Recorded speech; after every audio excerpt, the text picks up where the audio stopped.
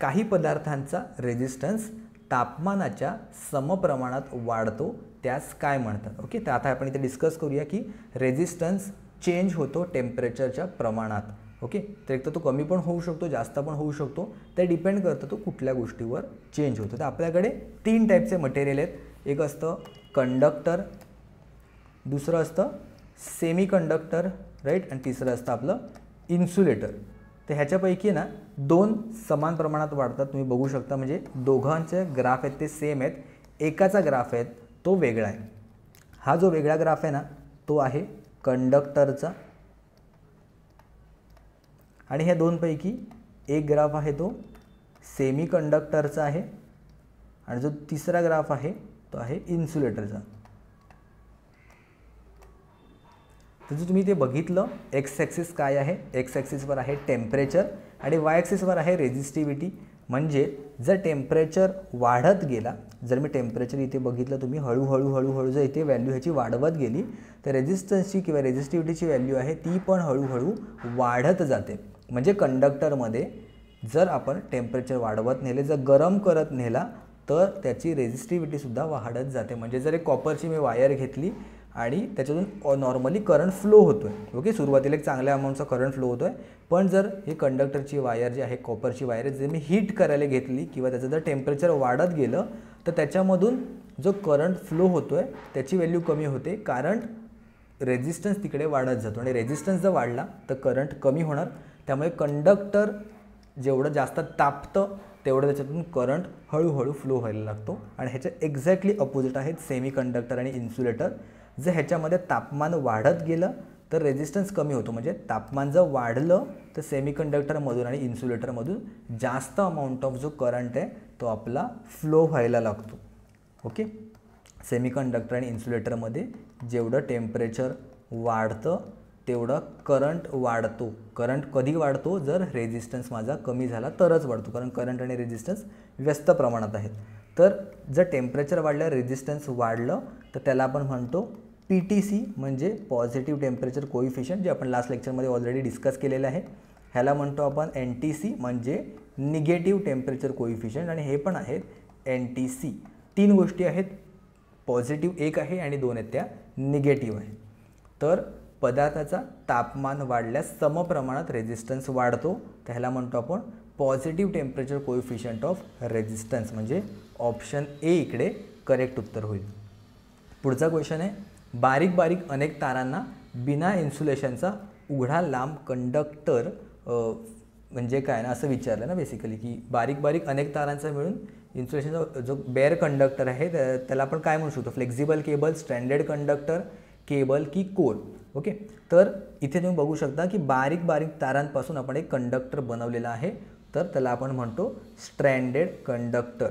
आणि जर सॉलिड असेल म्हणजे त्याच्यावर पूर्णचा पूर्ण हा पार्ट आहे तो भरीव असतो, त्याच्यामध्ये पूर्णच्या पूर्ण पार्ट आहे तो भरीव असतो. तर स्ट्रँडेड म्हणजे हे बारीक बारीक तारांपासून बनवले. ह्याचे बरेच फायदे आहेत, ते आपण येत्या व्हिडिओमध्ये डिस्कस करूया. केबल जेव्हा आपण डिस्कस करू तेव्हा. कॉपर कंडक्टरचे तापमान वाढल्यास त्याचा रेझिस्टन्स वाढतो. करेक्ट आहे, वाढतो, कमी होतो, स्थिर होतो. ओके, मी डायरेक्ट उत्तरच सांगितलं, कारण कॉपर हा आपला कंडक्टर आहे आणि आत्ताच एक्झाम्पल देऊन पण तुम्हाला सांगितलं की त्याच्यामध्ये जर तापमान वाढलं तर त्याचा रेझिस्टन्स वाढतो. ओके, बघूया पुढच्या क्वेश्चनकडे. डॅश हा टेम्परेचर कोइफिशियंट ऑफ रेझिस्टन्स हा जवळपास 0 आहे. कोणाचं टेम्परेचर कोइफिशियंट जवळपास 0 आहे? तर आता तुम्ही म्हणाल की आपण तर 2च गोष्टी शिकलो, एक तर PTC म्हणजे पॉझिटिव्ह टेम्परेचर कोइफिशियंट आणि दुसरा म्हणजे निगेटिव्ह टेम्परेचर कोइफिशियंट. तर ह्याच्यामध्ये आपण 0 आहे म्हणजे 0 टेम्परेचर कोइफिशियंट आपण बघितलाच नाही, जो पण म्हणतो 0 टेम्परेचर. एक तर पॉझिटिव्ह बघितला म्हणजे पॉझिटिव्ह वाढणारा बघितला, दुसरा आहे तो निगेटिव्ह म्हणजे असा उलटा वाहणारा बघितला. पण 0 टेम्परेचर कोइफिशियंट म्हणजे जरी तापमान वाढलं तरी रेझिस्टन्सवर त्याचा काहीच परिणाम होणार नाही, हे तर आपण बघितलंच नाही. तर मग उत्तर सोडून देणार का आपण? नाही, उत्तर नाही सोडून देणार. आपण एक एक करत ऑप्शन एलिमिनेट करत जाणार. इथे लिहिलं मॅग्नीन, ॲक्च्युली मॅग्नीन पाहिजे इथे. तर मॅग्नीनच्या बाबतीत आपल्याला माहीत नाही तो नक्की काय आहे ते, ठीक आहे, काय प्रॉब्लेम नाही आहे. सिल्वर माहिती आहे मला काय आहे, येस सिल्वर मला माहिती आहे की हे कंडक्टर आहे, सिल्वर कंडक्टर आहे. कंडक्टर काय असतो माझा? पॉझिटिव्ह टेम्परेचर कोइफिशियंट असणार. आणि मला विचारलं आहे 0 म्हणजे 0 टेम्परेचर कोइफिशियंट, तर हे तर उत्तर नाही येणार. कॉपर आहे ते पण माझं पॉझिटिव्ह टेम्परेचर कोइफिशियंट येईल कारण कंडक्टर असल्यामुळे. ॲल्युमिनियम पण माझं कंडक्टर आहे, पॉझिटिव्ह टेम्परेचर कोइफिशियंट आहे, तर हे पण येणार नाही. म्हणजे उरलं काय उत्तर, तर मॅग्नीज. तर असं आपण ऑप्शन एलिमिनेशनने सुद्धा जाऊ शकतो. जर मला बाकीच्या गोष्टी क्लिअर असतील, मी पॉझिटिव्ह शिकलो आहे, निगेटिव्ह शिकलो आहे, तर ह्याच्या ऑप्शनमधून पॉझिटिव्ह आणि निगेटिव्ह जर मी हटवून टाकले तर मी फायनल उत्तरपर्यंत पोहोचू शकतो. तर अशा तुम्हाला ऑप्शन एलिमिनेशनसुद्धा करता आलं पाहिजे. तर आता झिरो टेम्परेचर कोइफिशियंट म्हणजे काय, तर ह्याचा टेम्परेचर वाढल्यावर सुद्धा रेझिस्टन्समध्ये फरक पडत नाही. तर हे लास्ट लेक्चर ज्यांनी बघितलं असेल त्यांना माहिती असेल, आपण मॅग्नीज डिस्कस केलं होतं. तर ह्याच्यामध्ये आपण ही गोष्ट मेन्शन केलेली की हा कॉपर, मॅग्नीज आणि निकेलपासून बनलेला आहे. इथे आता पुढे बघा, या मिश्र धातूचे तापमान वाढले असता ह्याचा रेझिस्टन्समध्ये अतिअल्प म्हणजे जवळपास दुर्लक्षणीय निग्लेजिबल फरक पडतो. कळले, म्हणजे हेच आपण म्हणतो की झिरो टेम्परेचर कोइफिशियंट. म्हणून याचा उपयोग आपण मीटरमध्ये शंट व मल्टिप्लायर म्हणून केला जातो. फार इम्पॉर्टंट आहे. तुम्हाला असा पण क्वेश्चन विचारला जाऊ शकतो की मीटरमध्ये शंट किंवा मल्टिप्लायर म्हणून कुठला एलिमेंट तो यूज करतो. मॅग्नीज आपण तिथे यूज करतो कारण मीटर एलिमेंटसाठी जरी उष्णता वाढली तरी त्याचा रेझिस्टन्स जवळपास कायम राहण्याची गरज असते, ज्याच्यामुळे आपल्याला अचूकता मिळते. म्हणजे कुठल्याही टेम्परेचरवर जरी आपण त्याचं मेजरमेंट करायला गेलो तरी आपल्याला सेम व्हॅल्यू त्याची दिसून येते. तर नेक्स्ट क्वेश्चन बघूया.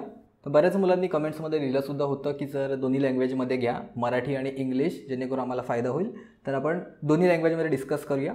तर हा आहे पुढचा क्वेश्चन आपला. आकृतीत दाखवल्याप्रमाणे सर्किटमध्ये आपला जो A1 एमिटर आहे त्याच्यामध्ये किती रीडिंग दाखवतो. Okay, in the following circuit reading shown by the emitter A1 will be. Okay, तर व्हिडिओ पॉज करा, स्वतः एकदा ट्राय करा तुमचं आन्सर करेक्ट येतं आहे की नाही, आणि त्यानंतर मग चेक करा की जर तुमचा आन्सर नाही आलं तर. ठीक आहे, व्हिडिओ पॉज करा, मी तोपर्यंत स्टार्ट करतो.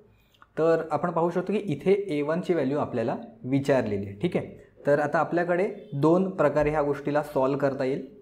पहिली गोष्ट म्हणजे आपण KCLने फाइंड आउट करू शकतो. सपोज मी इकडून फ्लो होणारा करंट एक पकडला, इकडून एक फ्लो होणारा करंट पकडला.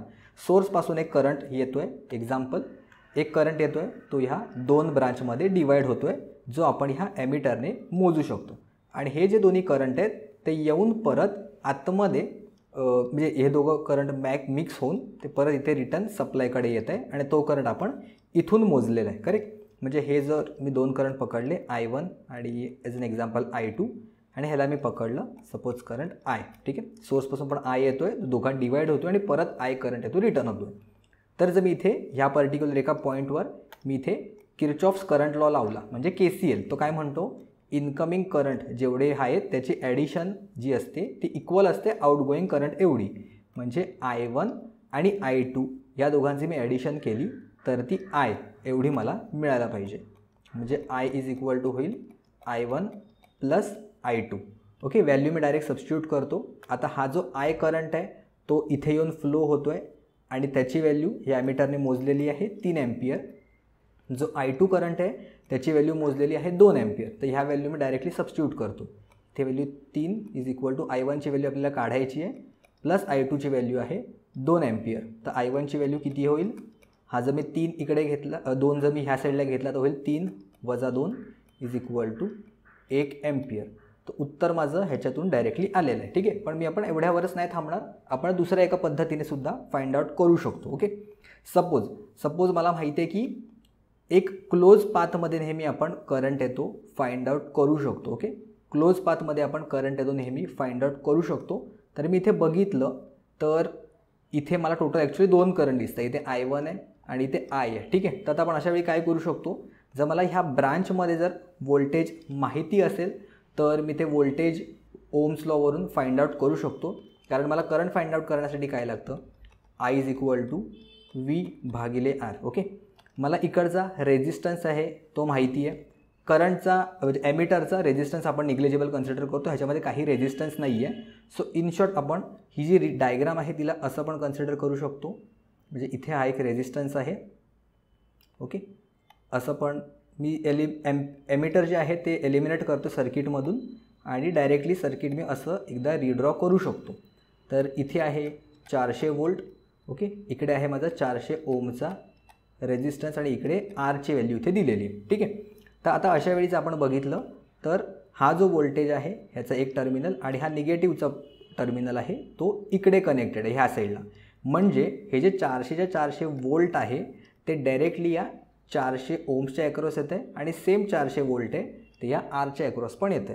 तर जर मला करंटची व्हॅल्यू काढायची असेल इकडची, सपोज I1ची व्हॅल्यू, तर I1ची व्हॅल्यू मला मिळेल V, म्हणजे किती येतो डायरेक्टली वोल्ट ह्याच्या 400 वोल्ट भागिले 400 ओमचा resistance which is equal to 1 ampere. तर ह्या दोन्ही पद्धतीने आपण काढू शकतो. KCL माहिती असेल किर्चॉफ्स करंट लॉ त्याने पण, किंवा साधं मला ओम्स लॉ माहिती असेल. फक्त तुम्हाला हे समजलं पाहिजे की ह्याच्या ॲक्रॉस व्होल्टेज किती येते, कारण पॅरललमध्ये माझं व्होल्टेज सेम असतं.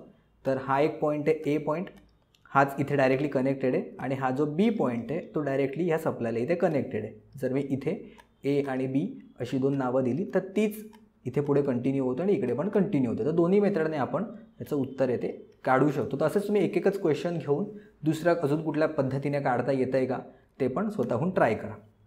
पुढचा क्वेश्चन आहे find the value of the current. Okay, मी जाणून बुजून इथे ऑप्शन्स पण दिले नाही आहे. एकदा स्वतःहून ट्राय करा, व्हिडिओ पॉज करा, बघा तुमचं उत्तर येतं आहे की नाही आहे. ठीक आहे, मी कंटिन्यू करतो.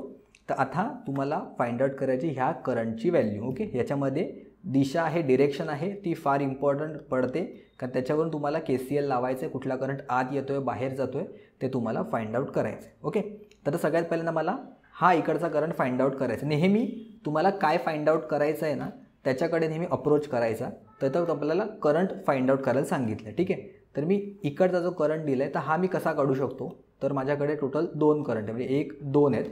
मला इकडचा जर करंट कळला किंवा इथून बाहेर येणार जर मला करंट कळला तर मी इथे फाइंड आउट करू शकतो ह्या आयची व्हॅल्यू. ओके, म्हणजे इकडचा करंट आयची व्हॅल्यू फाइंड आउट करायला मला हा एक करंट लागणार. ह्याची डिरेक्शन दिली नाही आहे तर आपण काहीही अज्यूम करू शकतो. सपोज मी इकडे ह्याची व्हॅल्यू कन्सिडर केली इथे I1.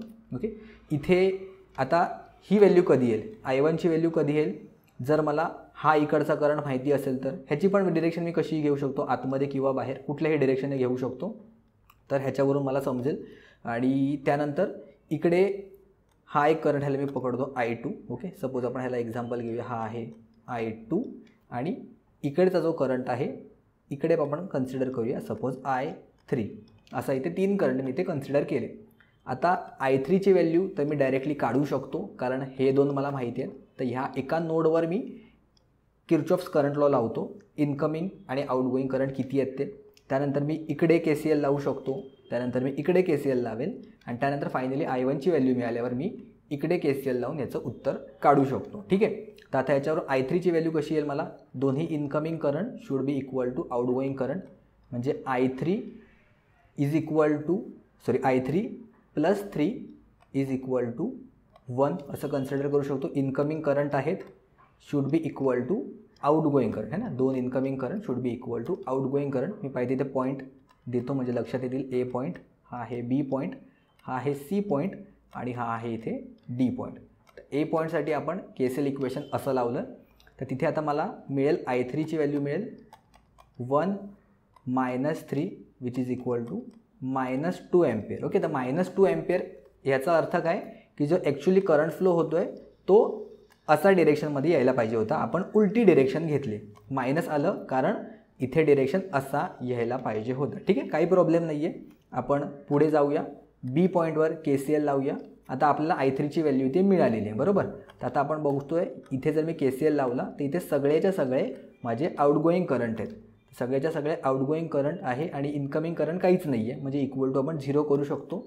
म्हणजे I3 plus 6 plus I2 is equal to 0, कारण काहीच आउटगोईंग नाही आहे त्यामुळे आपण 0 करू शकतो. काहीच इनकमिंग नाही आहे, सगळेच्या सगळे या Bपासून बाहेर जात आहेत त्यामुळे तिघांची मी फक्त ॲडिशन करणार. I3ची व्हॅल्यू आहे -2 plus 6 plus I2 equal to 0. जर तुम्ही इकडे करंट डिरेक्शन अशी पकडली असली तुम्हाला +2 आला असतं, त्यामुळे काही प्रॉब्लेम नाही आहे. जसं तुम्ही कन्सिडर कराल डिरेक्शन त्या हिशोबाने प्लस किंवा मायनस येईल, मायनस आला म्हणून घाबरू नका. तर 6तून 2 गेले म्हणजे इथे 4 plus I2 is equal to आलं 0, म्हणजे I2ची व्हॅल्यू आली -4 एम्पियर. म्हणजे आपण I2ची पण जी डिरेक्शन पकडली आहे ती पण ॲक्च्युली उलटी कन्सिडर केली आहे, तर काही फरक पडत नाही आहे, घाबरायची काही गरज नाही आहे. आता C पॉईंटवर लावूया. C पॉईंटवर इनकमिंग करंट कुठले कुठले आहेत, I1 आणि I2 इनकमिंग दिसत आहेत मला, I1 प्लस I2 आणि 2 एम्पियर माझा आउटगोईंग आहे. ओके, शांतपणे जर तुम्हाला समजत नसेल तर व्हिडिओ परत एकदा बघा, हा जो क्वेश्चन आहे तो समजून जाईल. त्यानंतर I1ची व्हॅल्यू मला फाइंड आउट करायची आहे. I2ची व्हॅल्यू मला मिळाली -4 एम्पियर इज इक्वल टू 2, म्हणजे I1ची व्हॅल्यू येईल, I1 येईल 2 + 4, तिकडे 2 + 4 which is equal to 6 ampere. म्हणजे I1ची व्हॅल्यू पण मला मिळाली, किती झाली ही 6 एम्पियर. आणि त्यानंतर आता आयची व्हॅल्यू फायनली फाइंड आउट करायची. तर ह्याच्यामध्ये काय इनकमिंग करंट कुठले आहेत माझे, डी पॉईंटवर मी आता इथे KCL लावतो आहे. I + 5 is equal to I1, दोन्ही incoming current equal to outgoing current.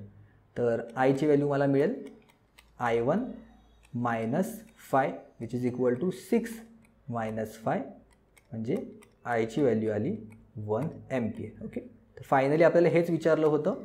तर उद्या तुम्हाला विचारलं I1ची व्हॅल्यू काय येते, I2ची व्हॅल्यू पण विचारू शकतात, I3ची व्हॅल्यू विचारू शकतात, काहीही विचारलं गेलं तरी तुम्ही ह्याच्यावरून फाइंड आउट करू शकता. ओके, फक्त तुम्हाला कळलं पाहिजे तर इथे काहीच आपल्याला दिले नाही आहेत करंट, तर मी इकडचे करंट नाही अज्यूम करू शकत, कारण 2 अननोन आहेत.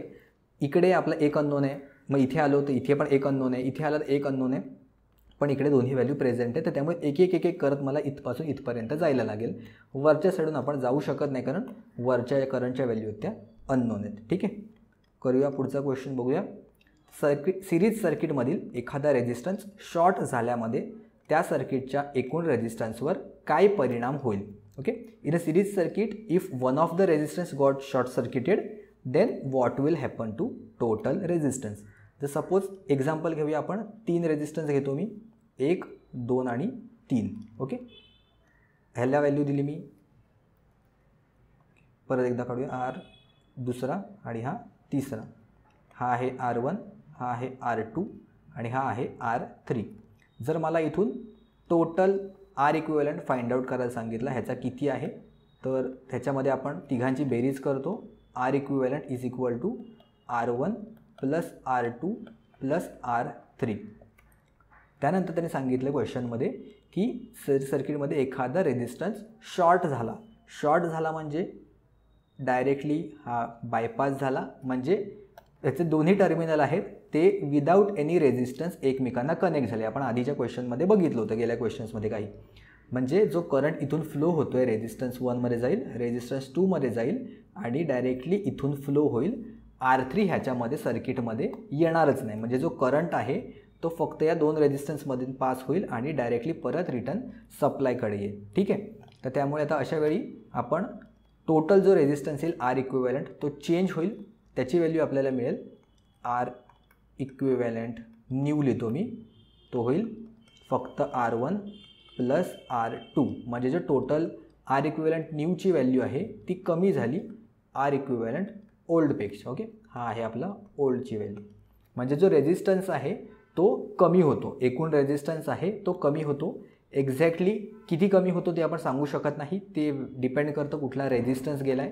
उद्या हा रेझिस्टन्स पण जाऊ शकतो, कदाचित हा रेझिस्टन्स पण जाऊ शकतो, ते व्हॅल्यूवर डिपेंड करतं किती कमी होईल ते. पण सिरीजमध्ये जर रेझिस्टन्स शॉर्ट झाला, शॉर्ट म्हणजे त्याच्या जागी डायरेक्टली रिप्लेस करा तुम्ही एक शॉर्ट सर्किट लाईन, म्हणजे ह्याला एलिमिनेट करून फक्त 2च रेझिस्टन्स सर्किटमध्ये ठेवले तर असं दिसून येईल. पुढचा क्वेश्चन आता पॅरललवर आहे. पॅरलल सर्किटमध्ये एखादा रेझिस्टन्स काढून घेतल्यास एकूण रेझिस्टन्सवर काय परिणाम होईल. ओके, आता हे केसमध्ये बघा ह्याच्या काय होईल, इथे पण मी 3 रेझिस्टन्सेस घेतो, पाहिजे 2 पण घेऊ शकतो आपण, 3 घेऊया. ओके, हे आहेत टोटल 3 रेझिस्टन्सेस. एक्झाम्पलसाठी घेतो 3 आणि 3 ओमचे हे 2 रेझिस्टन्सेस.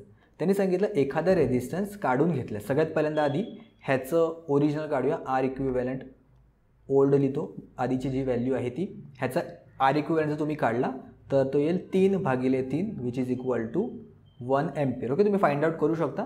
आधी ह्या दोघांमध्ये पॅरलल काढून परत ह्याच्यासोबत ते पॅरलल घेऊ शकता, किंवा 1/3 + 1/3 + 1/3 is equal to 1/R equivalent असं आपण केलं तर तुम्हाला 1 ओम, ओके एम्पियर नाही, 1 ओम तुम्हाला इथे उत्तर मिळेल. 1 ओमचा रेझिस्टन्स आहे, मागे पण लिहिलेलं आहे का मी, हां ओके, 1 ओमचा रेझिस्टन्स येईल. आणि R equivalent new, R equivalent न्यूमध्ये काय होईल, जर आपण जो एक रेझिस्टन्स आहे त्याला आपण काढून टाकला. ओके, हा जो तिसरा रेझिस्टन्स होता इकडे त्याला आपण सर्किटमधून हटवून दिलं. इथून हा जो एक रेझिस्टन्स होता त्याला आपण सर्किटमधून काढून टाकलं. ओके, आता कनेक्टेड नाही आहे तो सर्किटमध्ये. त्यामुळे आता फक्त हे दोनच रेजिस्टन्स मला कन्सिडर करावे लागतील.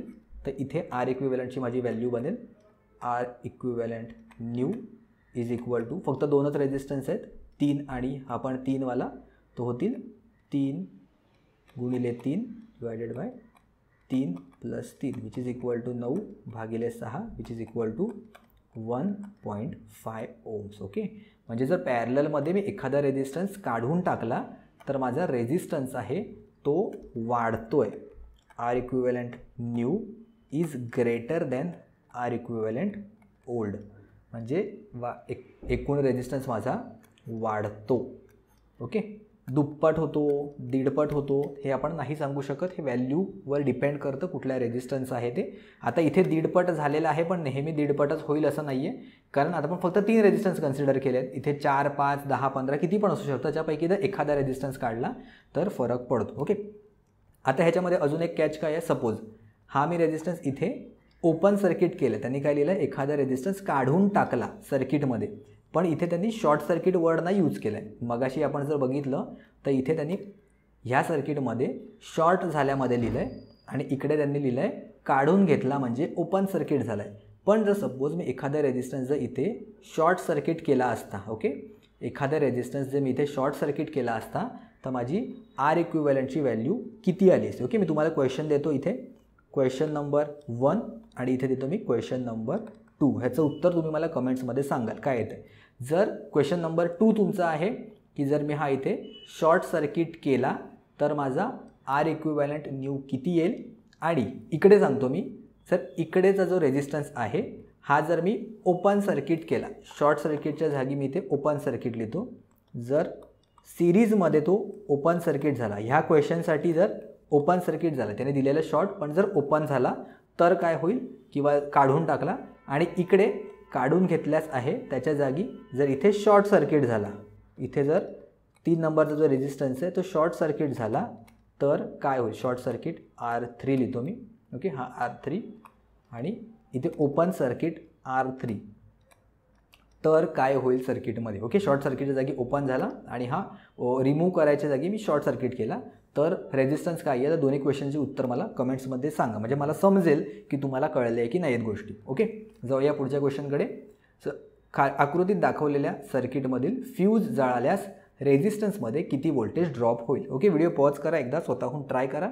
In a following circuit voltage drop in a resistance will be dash if fuse is blown. Okay, तर आता ह्याच्यामध्ये त्यांनी काय सांगितलं आहे, फ्यूज म्हणजे जी तार असते ना ती ब्लो झाली म्हणजे ओपन झाले, म्हणजे आता मध्ये काहीच तार नाही आहे.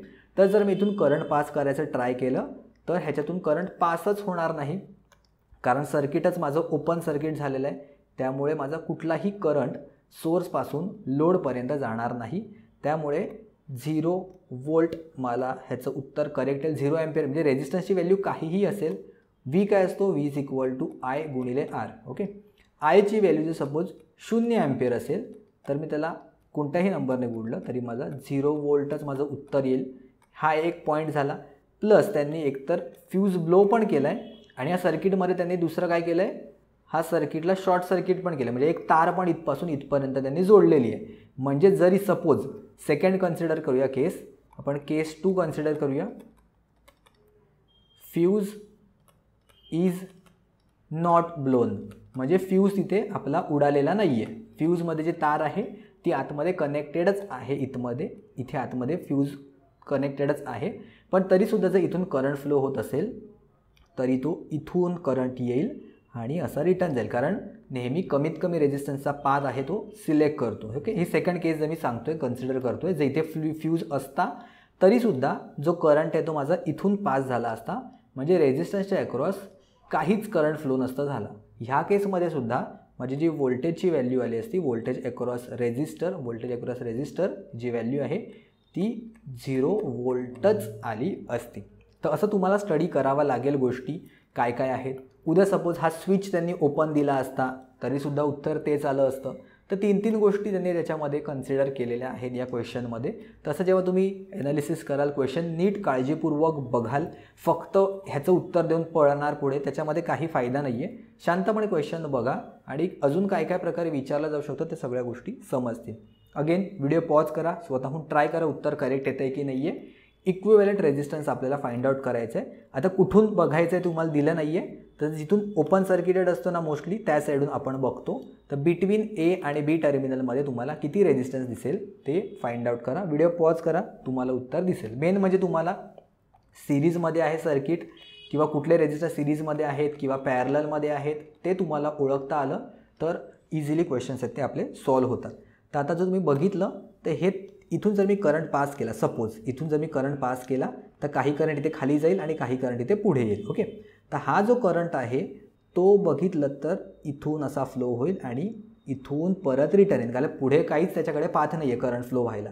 तर ज्या रेजिस्टन्समधून same amount of current flow होतो, एकच करंट फ्लो व्हायला पाथ असतो, ते रेजिस्टन्स आपण सिरीजमध्ये आहे असं म्हणू शकतो. म्हणजे हे 3 रेजिस्टन्स आहेत ते सिरीजमध्ये आहेत, तर त्यामुळे त्यांना सिरीजमध्ये आपण त्यांची ॲडिशन करू शकतो. उरले रेजिस्टन्स आहेत त्याला मी हात नाही लावणार, ते मी ॲज इट इज आहे ते लिहून घेणार. आणि नेहमी लक्षात ठेवा, जिथून तुम्हाला विचारलेलं असणार रेजिस्टन्स फाइंड आउट करा, त्याच्या नेहमी अपोजिट साईडून रेजिस्टन्स आहेत ते सॉल्व करत यायचे. म्हणजे आता इथून विचारलं आहे ना, तर मी लेफ्टपासून राईटला विचारलं आहे ना, तर मी नेहमी राईटपासून लेफ्टपर्यंत सॉल्व करत येणार. म्हणजे हे 3 रेजिस्टन्सचं काय कॉम्बिनेशन बनू शकतं ते मला सगळ्यात पहिल्यांदा फाइंड आउट करायचं आहे. तर उरलेले जे 3 रेजिस्टन्स आहेत ते मी ॲज इट इज असेच्या असे इथे लिहितो आहे. 5 ओम, 3 ओम आणि 5 ओम. आणि हे जे 3 ओमचे रेजिस्टन्स 2-2 ओमचे रेजिस्टन्स आहेत त्याला रिप्लेस मी एकाच रेजिस्टन्सने करतो, ज्याची व्हॅल्यू किती येईल, करेक्ट 6 ओम. ओके, कसे येतील, 2 + 2 + 2 म्हणजे 6 ओमचे रेजिस्टन्स बनेल. आता मी बघतो आहे हे दोघांमध्ये हे 2 पॉईंट कॉमन आहेत. नावं देतो मी A' आणि इथे देतो B'. हा A' आहे तो 3ला पण कनेक्टेड आहे आणि हा जो A' आहे तो 6ला पण कनेक्टेड आहे. B' आहे तो या 3ला कनेक्टेड आहे आणि B' आहे तो 6ला पण कनेक्टेड आहे. याचा अर्थ हे दोघं एकमेकांसोबत पॅरललमध्ये आहेत. तर हे जर पॅरललमध्ये आहेत तर ह्या दोघांचा आर इक्विव्हॅलंट किती बनेल, हा बनेल 6 × 3 / 6 + 3 विच इज इक्वल टू 6 × 18, 6 + 3 होतं 9 म्हणजे 2 ओहम. म्हणजे आता जो माझा नवीन रेजिस्टन्स बनेल, जो मी दोघांच्या जागी रिप्लेस करून लिहेल, तो आहे हा 2 ओहम आणि हा आहे 5 ओम्स. आणि ते इथून काढायचं डायरेक्टली. त्यामध्ये काय होणार, सिरीजमध्ये आहेत, एकच करंट फ्लो व्हायला पाहत आहे, म्हणजे तिघांची ॲडिशन 5 + 5 + 2 इज इक्वल टू 12 ओम. आपलं करेक्ट उत्तर येईल.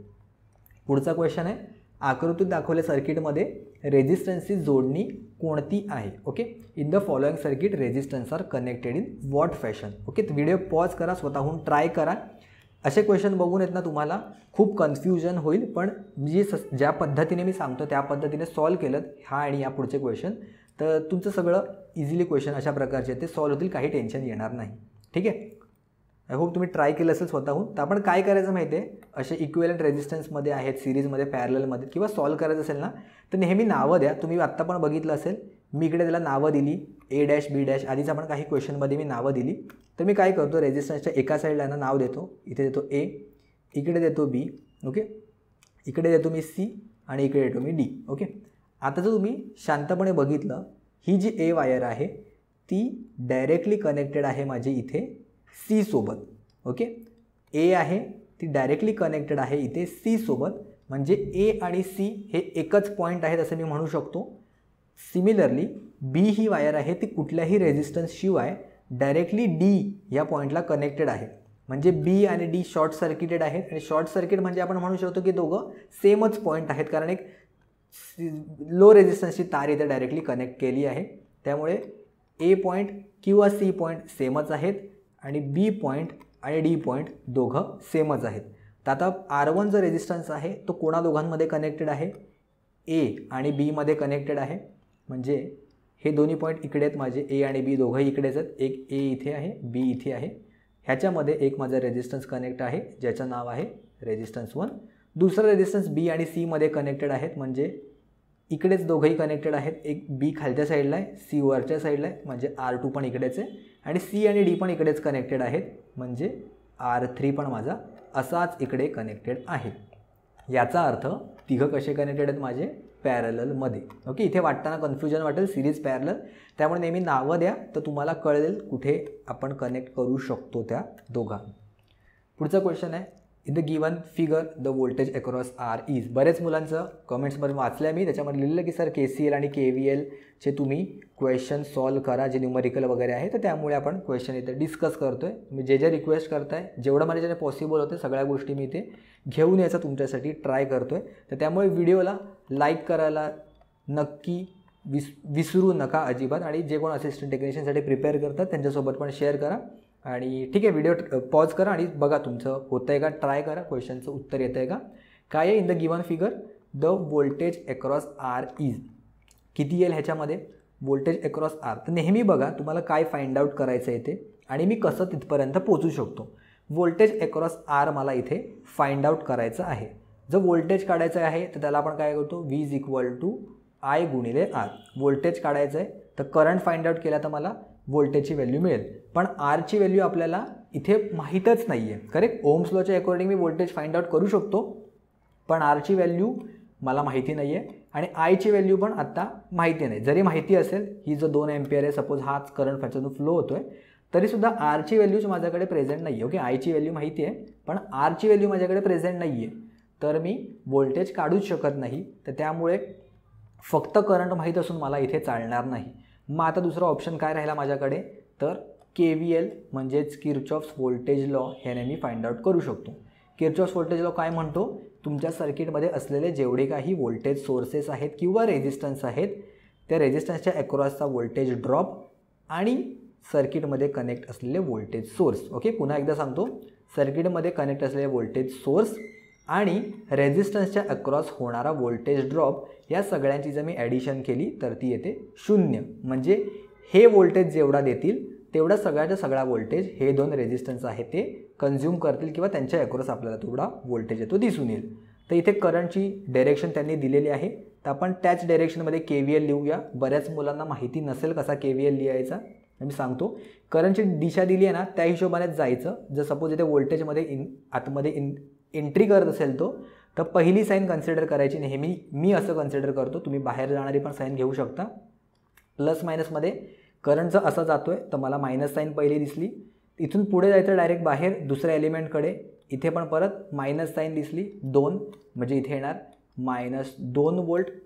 रेजिस्टन्समध्ये प्लस मायनस असं काहीच नसतं, त्यामुळे जाणून बुजून मी इथे प्लस लिहितो आहे आणि इथे मायनस देतो आहे. इंटरिंग टर्मिनल रेजिस्टन्सचा मी नेहमी प्लस कन्सिडर करतो, त्यामुळे मी इथे लिहिलं आहे 2 × व्होल्टेज काढायचं आहे. करेक्ट, रेजिस्टन्स आहे, इथे मी कशाने गुणलं नाही कारण हे डायरेक्टली व्होल्टेज सोर्सेस आहेत, त्यामुळे ही व्होल्टेजचीच व्हॅल्यू आहे. इकडे रेजिस्टन्स आहे पण रेजिस्टन्सचा मला व्होल्टेज फाइंड आउट करायचं आहे, म्हणून मी त्याला I ने गुणलं, म्हणजे हा R × I, म्हणजे ही टर्म पण माझी व्होल्टेजचीच झाली. सगळ्या टर्म माझ्या व्होल्टेजच्याच आल्या पाहिजेत. आणि इथे प्लस आरची तर व्हॅल्यू त्याने दिलेली आहे, म्हणजे R × I = येईल आता 0. हा मी काय लावला, किर्चॉफ्स व्होल्टेज लॉ. नेहमी बघा सगळ्याच्या सगळ्या टर्म आहेत त्या व्होल्टेजच्या आहेत की नाही आहे. जर फक्त तुम्ही इथे 2 लिहिलं आणि फक्त इथे R लिहिलं तर व्हॅल्यू चुकेल. आयची व्हॅल्यू तुम्ही बघितली, हे एक सिरीज सर्किट आहे, तर ह्याच्यामध्ये एकच करंट फ्लो होईल जो त्यांनी ऑलरेडी इथे मेन्शन केलेला आहे 2 एम्पियर. तर मी आयची व्हॅल्यू इथे टाकून देतो डायरेक्टली. 15 - 2 म्हणजे -17. दोन्ही समान संख्या आहेत तर दोघांची ॲडिशन करून समान चिन्ह देऊ शकतो आपण. 2I + R आहे, म्हणजे 2 × 2 + R × 2 = 0. हे किती होईल, -17 + 4 + 2R = 0. 17 आणि 4 किती होतील, -13 + 2R = 0. 2R = 13, म्हणजे R येतील 6.5 ओम. ओके, रेजिस्टन्सची व्हॅल्यू काढली आपण, आपल्याला व्होल्टेज काढायचं होतं ना फक्त. हां ठीक आहे, म्हणजे आपण व्होल्टेजची व्हॅल्यू, रेजिस्टन्सची व्हॅल्यू आपल्याला काढायचीच नाही आहे ना. त्याने काय विचारलं, व्होल्टेजची व्हॅल्यू फाइंड आउट करायची. इकडचा व्होल्टेज ड्रॉप मिळाला, हा व्होल्टेज ड्रॉप मिळाला ना, तर ह्याच्या अक्रॉस व्होल्टेज ड्रॉप फक्त आपल्याला मिळाला तरी चालेल. ठीक आहे, आपण एक्स्ट्रा काढलं सगळं, म्हणजे इथे मी डायरेक्टली VR पण लिहू शकतो, व्होल्टेज अक्रॉस रेजिस्टन्स. इथे येईल -13 + 2I, म्हणजे 2 × 2 4 + voltage across resistance should be = 0. Okay, असं कधी कधी होते घाई, तर शांतपणे बघा की काय विचारलं आहे मेन ते फाइंड आउट करा. तो VR म्हणजे व्होल्टेज अक्रॉस रेजिस्टन्स. मग सांगता मी आता एक्स्ट्राचं सांगून गेलो कसं काढायचं ते. तर -13 + 4 तिकडे गेल्यावर किती होईल 13 - 4 which is equal to 9 volt. Okay, V R is equal to 9 volt. रेजिस्टन्सची व्हॅल्यू पण आपण काढून टाकली डायरेक्टली, पण आपल्याला विचारलं आहे फक्त voltage across the resistance. Okay, तर काय डाऊट नसेल ह्याच्यामध्ये, काय डाऊट असेल तर विचार. परत एकदा चेक करून घ्या करेक्ट केलं आहे की नाही. -15 -2 प्लस ह्याच्या अक्रॉसचा व्होल्टेज ड्रॉप प्लस ह्याच्या अक्रॉसचा व्होल्टेज ड्रॉप, सगळ्यांची व्हॅल्यू होईल 0. 15 - 2 ओके ते -17 येतील. बरं झालं चेक केलं.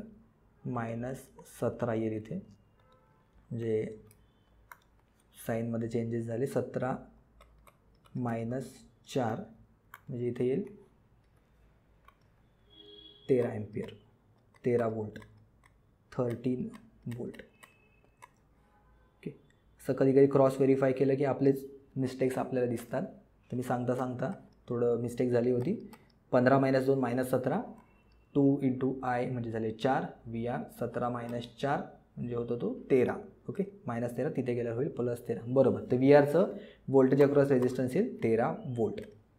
पुढचा क्वेश्चन आहे, कोणत्या पदार्थाची रेजिस्टिव्हिटी जास्त असते, कॉपर, सिल्वर, टंगस्टन की nichrome? Which material have the high resistivity? तर ह्याच्यासाठी तुम्हाला माहिती पाहिजे सगळ्याच्या सगळे आपले एक गुड कंडक्टर आहेत असं आपण म्हणू शकतो. तर त्याच्यापैकी गुड कंडक्टर म्हणजे कंडक्टर्स आहेत असं म्हणू शकतो. त्याच्यापैकी हा चार्ट तुम्ही लक्षात ठेवा. सगळ्यात कमी रेजिस्टिव्हिटी असते ती चांदीची असते, म्हणजे हा उत्तम कंडक्टर आहे सगळ्यात.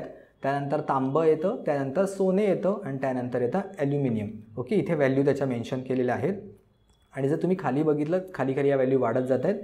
आणि मॅंगनीज, युरेका आणि नायक्रोम, त्याच्यामध्ये काय विचारलं आहे, कोणत्या पदार्थाची रेजिस्टिव्हिटी जास्त आहे? तर हे जे मी टिक केलेले आहेत तेवढे फक्त 4 ह्या सेम ऑर्डरमध्ये लक्षात ठेवा. चांदी, तांबं, सोनं, ॲल्युमिनियम आणि खाली मॅंगनीज, युरेका आणि नायक्रोम. ओके, हे पण इम्पॉर्टंट आहे, त्याच्यावर बऱ्याचदा क्वेश्चन विचारले जाऊ शकतात. तर नायक्रोमची रेजिस्टिव्हिटी आपल्याला सगळ्यात जास्त दिसते. ऑप्शन डी इथे करेक्ट आन्सर येईल. कॉपर, सिल्वर तर एकदम चांगले आहेत. टंगस्टन पण जर तुम्ही बघितलं तर इकडेच येते, 5 नंबरला येतो. 4 नंतर 5वा नंबर टंगस्टनचा. ओके, वाटलं तर पण टंगस्टन पण एकदा ॲड करून घेऊया, ह्याच्यावर पण बऱ्याचदा विचारलं जाऊ शकतं. आणि त्यानंतर बाकीचे वरचे 5 आणि खालचे 3 एवढे जर लक्षात ठेवले तरी आपल्यासाठी सफिशियंट आहे. पुढचा आहे ॲमीटर हा नेहमी लोडला कसा जोडावा? ओके, ॲमीटर हा काय मोजतो? ॲमीटर आपला मोजतो करंट. ओके, आपण एक्झाम्पल घेऊन बघूया.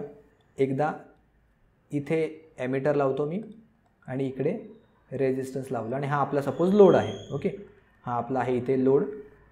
करंट जर माझा ह्याच्यातून फ्लो झाला तर जो लोडच्या अक्रॉस करंट फ्लो होतो आहे तोच हा माझा ॲमीटर मोजतो आहे. कारण हा जो करंट आहे तो ॲमीटरमधून पास होऊन लोडमध्ये जातो आहे आणि तो इथे येतो. म्हणजे जो करंट लोडचा आहे तोच करंट आपला इथे ॲमीटर दाखवतो आहे. पण सपोज जर मी इथे हा एक लोड कन्सिडर केला, हा आहे इथे लोड, आणि ह्याच्या पॅरललमध्ये जर मी एक ॲमीटर कनेक्ट केला तर पॅरललमध्ये मला माहिती आहे 2 वेगवेगळे करंट फ्लो होतात. तर लोडमध्ये फ्लो होणारा करंट वेगळा आहे आणि ॲमीटरमध्ये फ्लो होणारा करंट वेगळा आहे. पण मला फाइंड आउट करायचं होतं लोडमध्ये फ्लो होणारा करंट. तर ह्या ॲमीटरचा काहीच फायदा नाही आहे जर मला हा करंट फाइंड आउट करायचा असेल तर. त्यामुळे ॲमीटर हा नेहमी आपण सिरीजमध्ये कनेक्ट करतो. आणि जर व्होल्टमीटर तुम्हाला विचारलं तर व्होल्टमीटर आपण नेहमी पॅरललमध्ये कनेक्ट करतो. ओके, व्होल्टमीटर नेहमी पॅरललमध्ये कनेक्ट करतो. हा सुद्धा क्वेश्चन विचारला जाऊ शकतो. पुढचा क्वेश्चन आहे, in a circuit shown in the figure if I is equal to 2 ampere then value of the battery voltage V will be. Video pause करा, स्वतःहून एकदा ट्राय करा. आयची व्हॅल्यू त्याने दिलेल्या 2 एम्पियर, तर बॅटरीचं व्होल्टेज किती असेल? ओके, दिसताना तुम्हाला वाटेल स्टार डेल्टा वगैरे काय जे ज्यांना माहिती असेल स्टार डेल्टा, तर ह्या डेल्टाला ते स्टारमध्ये वगैरे कन्वर्ट करायला जातील, तर तसं करू नका, त्याने तुमचा वेळ जाईल. जर तुम्ही शांतपणे बघितलं तर हा एक रेजिस्टन्स आहे तो इथे कनेक्टेड आहे आणि हा जो दुसरा रेजिस्टन्स आहे तो पण इथे ग्राउंडलाच कनेक्टेड आहे. सपोज मी ह्याला पॉईंट दिला इथे बी पॉईंट. ओके, आणि ह्याला जर सर्किटला मी असं रिड्रॉ करू शकतो का बघा एकदा, ह्याच्यामध्ये काय फरक होतो आहे का सर्किटमध्ये? इथे हा एक नावं पण देऊया, चला इथे ए दिला आणि इथे दिला सी दिला. ओके, जर मी एक रेजिस्टन्स आहे तो काढून असा लावला आणि दुसरा जो रेजिस्टन्स आहे तो मी काढून असा लावला, तर ह्याच्यामध्ये काय फरक होतो आहे का बघा. ओके, हा जो बी आहे तर मी इथे पण बी म्हणू शकतो, इथे पण बी होईल तो आणि इथे पण बी होईल, कारण कुठल्याही रेजिस्टन्स शिवाय ते डायरेक्टली कनेक्टेड आहेत, म्हणजे शॉर्ट आहेत डायरेक्टली. त्यामुळे इकडे बी पॉईंट होता, इकडे बी पॉईंट आहे, तर हे सगळेच बी पॉईंटवर आहेत खाली. ओके, हा आहे माझा 1 ओमचा रेजिस्टन्स, हा आहे 1 ओमचा रेजिस्टन्स, हा आहे 1 ओमचा रेजिस्टन्स आणि हा आहे 0.5 ओम आणि ह्याच्यातूनच करंट माझा फ्लो होतो आहे किती 2 एम्पियर. आणि व्होल्टेजची व्हॅल्यू मला फाइंड आउट करायची. तर चेक करा, हा जो करंट आहे हा जो रेजिस्टन्स आहे तो ए आणि बीमध्ये कनेक्टेड आहे आणि हा जो रेजिस्टन्स आहे तो सुद्धा ए आणि बीमध्ये कनेक्टेड आहे. ह्याचं 0.5च्या इथे सी लिहिलेलं आहे, इथे ए लिहिलेलं आहे. करेक्ट, इथे ए लिहितो मी परत एकदा आणि इथे लिहितो सी. तर दोन्ही रेजिस्टन्स माझे सेम आहेत, ए आणि बीमध्येच कनेक्टेड आहेत जसा हा कनेक्टेड होता आणि हा सी आणि बीमध्ये कनेक्टेड आहे जसा इथे कनेक्ट आहे त्याप्रमाणे. ठीक आहे, फटाफट सॉल्व्ह करू शकतो. या दोघांना पॅरलल केलं तर त्याची व्हॅल्यू येईल किती येईल 0.5. इझिली आपण काढू शकतो, काही त्याच्यामध्ये कॉम्प्लिकेटेड नाही आहे. प्रॅक्टिस केली तर होऊन जाईल. दोन सेम व्हॅल्यूचे रेजिस्टन्स आहेत, तो इक्विव्हॅलंट रेजिस्टन्स नेहमी अर्धा होतो, म्हणजे 1चा अर्धा होईल 0.5 आणि 0.5. ह्या दोघांना मी परत ॲडिशन करून एकच रेजिस्टन्स म्हणून लिहू शकतो. त्याची व्हॅल्यू होईल किती 1 ohm 0.5 plus 0.5 which is equal to 1 ohm. आणि ह्याच्यातून करंट किती फ्लो होतो आहे माझा 2 एम्पियर त्याने दिलेला आहे. म्हणजे जर आता तुम्ही सर्किट नीट बघितलं तर हे तिघंही पॅरलमध्ये आलेले आहेत. तर जेवढा व्होल्टेज ह्याच्या अक्रॉस असेल तेवढाच ह्याच्या असेल आणि तेवढाच व्होल्टेज बॅटरी जी आहे ती व्हॅल्यू दाखवेल. करेक्ट, तर त्यामुळे व्हीची व्हॅल्यू मी डायरेक्टली 1 गुणिले 2 करू शकतो. हा रेजिस्टन्स गुणिले ह्याच्यातून फ्लो होणारा करंट, म्हणजे V is equal to 1 into 2 which is equal to 2 volt. Okay, video एकदा नसेल समजत तर परत एकदा मागे करून बघा. मी डायरेक्टली इथे कन्क्लूड करून लिहिलं आहे. हे 1 + 1 0.5 ते 0.5 मी ह्याच्यासोबत सिरीजमध्ये असल्यामुळे ॲड केले आणि तोच करंट आहे तो इथे फ्लो होणार दोघांमधून. त्यामुळे डायरेक्टली आपण 2 वोल्ट ह्याचं करेक्ट उत्तर देऊ शकतो. ठीक आहे, आय होप तुम्हाला आज जे आपण क्वेश्चन डिस्कस केले ते आवडले असतील. तुम्हाला जर हवं असेल तर आपण डेडिकेटेड अजून KCL KVL किंवा जे काही नेटवर्क्स आपले थेरम आहेत त्याच्यावर वेगळी डेडिकेटेड व्हिडिओ बनवूया. मला तसं कमेंट्समध्ये तुम्ही सांगा की तुम्हाला ह्याचे न्यूमरिकल्स अजून हवे आहेत का. काही जणांना KCL KVLमध्ये बऱ्याचदा प्रॉब्लेम येतो, तर तुम्हाला ह्याचे क्वेश्चन्स अजून हवे असतील वेगळे तर तसं कमेंट्समध्ये मला नक्की सांगा, जेणेकरून मला समजेल तुमच्या काय काय रिक्वायरमेंट आहेत ते. आणि अजून जर तुमच्या ह्याच्या व्यतिरिक्त पण जर काय डाऊट्स वगैरे असतील विचारू शकता. आणि बऱ्याच मुलं टेस्ट सिरीज बाबतीत विचारत होती, तर टेस्ट सिरीज आपली टेक्निशियनसाठी जी लॉन्च होईल ती 15 ऑगस्टला आपली टेस्ट सिरीज आहे ती लॉन्च होते. तर त्यामुळे प्रॅक्टिस करत राहा, कंटिन्युअसली आपला अभ्यास स्ट्रॉंग करत राहा. आणि एक्झाम डेट बाबतीत जर मला काही कळलं तर मी तुम्हाला डेफिनेटली अपडेट करत राहीन. ओके, सगळ्या बाकीच्या लिंक वगैरे आहे टेलिग्राम ग्रुपच्या वगैरे खाली डिस्क्रिप्शन बॉक्समध्ये मिळतील. आपलं ॲप पण आहे, तिकडेही तुम्हाला ह्याची PDF अपलोड करेन मी, ती तुम्हाला तिथून मिळून जाईल. जर तुम्हाला क्वेश्चन्स वगैरे हवे असतील, हे व्हिडिओ परत एकदा PDF बघायची असेल तिकडे तुम्ही चेकआउट करू शकता. ठीक आहे, तर आजच्या व्हिडिओमध्ये एवढंच. भेटूया आपण पुढच्या व्हिडिओमध्ये कोणत्या नवीन टॉपिकसोबत.